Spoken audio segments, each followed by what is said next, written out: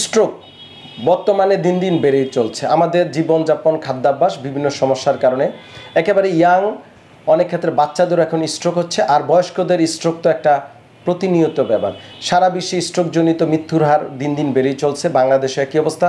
আমাদের যারা প্রবাসীরা আছেন প্রায় স্ট্রোক করে ওই দেশে অনেকে মারা যান। যারা বেঁচে থাকেন তাদের পুনর্বাসন চিকিৎসা হয় না, প্রপার ট্রিটমেন্ট নেওয়া হয় না, এবং অনেক সময় টাকা পয়সা বা বিভিন্ন সমস্যার কারণে তারা চিকিৎসাটা পায় না। স্ট্রোক হচ্ছে আমাদের মস্তিষ্ক রোগ। আমি যদি দেখাচ্ছি, দেখেন এটা আমাদের মস্তিষ্ক বা ব্রেনের মধ্যে দেখেন লাল লাল যে জিনিসগুলো দেখাচ্ছে, এগুলো হচ্ছে আর্টারি। আমাদের এই যে ব্রেনের আর্টারি, সেরিব্রাল আর্টারি, এই আর্টারি আমাদের হার্ট থেকে, মানে বুক থেকে আমাদের গলার ভিতর দিয়ে এই ব্রেনে ঢুকেছে। তো এই যে আর্টারিগুলোতে যদি কোনো প্রবলেম হয় তখন মস্তিষ্কে হয় আর্টারি ছিঁড়ে যেতে পারে, রক্তক্ষরণ হতে পারে, অথবা আর্টারির রাস্তা বন্ধ হয়ে যেতে পারে। কোলেস্টেরল বা প্লাক জমে জমে জমে জমে আর্টারি বন্ধ হয়ে গিয়ে তখন কিন্তু মস্তিষ্কে যে স্নায়ু কোষগুলো আছে এগুলো ড্যামেজ হয়। এবং বেশিরভাগ স্ট্রোক আমরা বলি ইসকেমিক স্ট্রোক, বা এই রক্ত চলাচল নালী বন্ধ হয়ে যেতে পারে। ছিঁড়ে যাওয়াও হয়, বাট এটা কম। এই স্ট্রোকের কারণে দেখা যায় যে যদি ডান পাশে মস্তিষ্কে প্রবলেম দেখা দেয়, বাম পাশ প্যারালাইসিস হয়। আমরা বলি বাম পাশের হেমিপ্লেজিয়া। আবার যদি বাম পাশে হয়, ডান পাশ প্যারালাইসিস হয়ে যায় রুগীর। এই ক্ষেত্রে রুগী হাত পা নাড়াতে পারবে না, অনেক সময় রুগী অজ্ঞান হয়ে যায়, অনেক সময় কথা বলতে পারে না, অনেক সময় হাঁটা চলাফেরা তো বন্ধ হয়ে যায়, প্রস্রাব পায়খানা প্রবলেম দেখা দেয়, অনেকের চোখের সমস্যা হয়, অনেকে দেখা যায় যে একটা হাতে প্রবলেম হতে প্যারালাইসিস হতে পারে, অনেকে দুই হাত প্যারালাইসিস হয়ে যেতে পারে। স্ট্রোক চিকিৎসা পুনর্বাসনের আগে আমি যেটা বলবো, স্ট্রোক যেন না হয়, প্রিভেনশন ইজ বেটার দেন কিউর। এই স্ট্রোক প্রিভেনশনের জন্য যেটা আমাদের করতে হবে, আপনাদের যাদের বিভিন্ন কোমরবিডিটিস যেমন উচ্চ রক্তচাপ, হার্টের ডিজিজ, ডায়াবেটিস বা অন্যান্য নন কমিউনিকেবল রোগগুলো আছে, এগুলো আপনাদের নিয়ন্ত্রণে রাখতে হবে। প্রেশার কন্ট্রোলে রাখতে হবে, ডায়াবেটিস কন্ট্রোলে রাখতে হবে। অনেকে ঠিকমতো ঘুমান না, মানসিক পেরেশানিতে থাকেন, ঘুম কম হলে, অনেকে বিড়ি সিগারেট খান, অনেকে মদ্যপান করেন, বা বিভিন্ন প্যাথিডিন, মরফিন বা বিভিন্ন নেশাজাত ইয়াবার মতো নেশা জাতীয় জিনিস গ্রহণ করেন, তা থেকে হতে পারে। অনেকে স্ট্রোক অতিরিক্ত স্ট্রেসের কারণে হতে পারে, ওভার ওয়েট হয়ে গেলে, হাঁটা চলাফেরার অভ্যাসের কারণে না করার কারণে এই স্ট্রোক হতে পারে।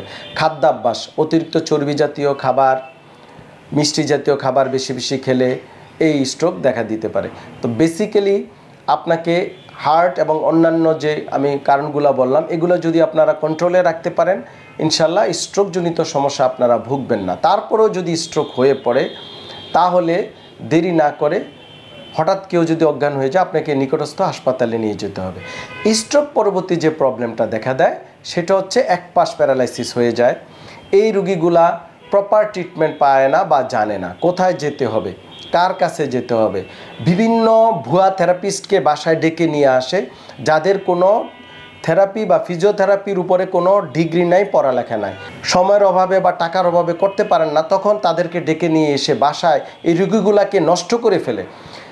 উল্টো পাল্টো ব্যায়াম করে রুগীটা দ্রুত হয়তো 1-1.5 মাসে ভালো হয়ে যাওয়ার কথা, রুগীকে নষ্ট করে দেখা যায় যে পুরা বিছনায় ফেলে দেয়।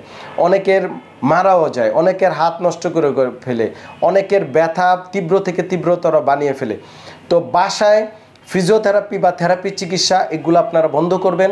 স্ট্রোক হলে অবশ্যই হাসপাতাল বা রিহ্যাবিলিটেশন সেন্টার, পুনর্বাসন কেন্দ্রে আপনাকে রুগী প্রয়োজনে ভর্তি রেখে পুনর্বাসন চিকিৎসা করতে হবে। এই ক্ষেত্রে আমরা অত্যাধুনিক বিভিন্ন এক্সারসাইজ, বিভিন্ন মেশিনের মাধ্যমে medicine specialist, neurologist, cardiologist, rehab physio specialist সহ সকল টিম ওয়ার্কের মাধ্যমে রুগীগুলাকে যদি আমরা প্রপার চিকিৎসা দিতে পারি, তখন দেখা যায় দ্রুত রুগী 1-2-3 মাসের মধ্যে আবার স্বাভাবিক জীবনে ফিরে আসে, আবার চলাফেরা করতে পারে। স্ট্রোক চিকিৎসা পাশাপাশি আপনাকে প্রিভেনশন কেয়ার করতে হবে, নিয়মিত ওষুধ খেতে হবে, ঠিকমতো ঘুমাতে হবে, হাঁটা চলাফেরার অভ্যাস করতে হবে, খাদ্যাভ্যাস খেয়াল রাখতে হবে। অনেকে আবার খাবার খেতে পারে না, তা থেকে ইলেকট্রোলাইট ইমব্যালেন্স হয়ে যায়। তো এগুলা আপনাদেরকে খেয়াল রাখতে হবে। এই সকল কিছুই আপনাদেরকে খেয়াল রাখতে হবে। স্ট্রোকের ক্ষেত্রে অপচিকিৎসা, বাসায় থেরাপি বা ভুয়া থেরাপিস্টকে না ডেকে আপনাকে হাসপাতাল বেসড, সেন্টার বেসড বিশেষজ্ঞ চিকিৎসকের সরাসরি তত্ত্বাবধানে আপনাকে স্ট্রোকের চিকিৎসা নিলে আপনি বা আপনার রুগী ইনশাল্লাহ সুস্থ হয়ে উঠবেন।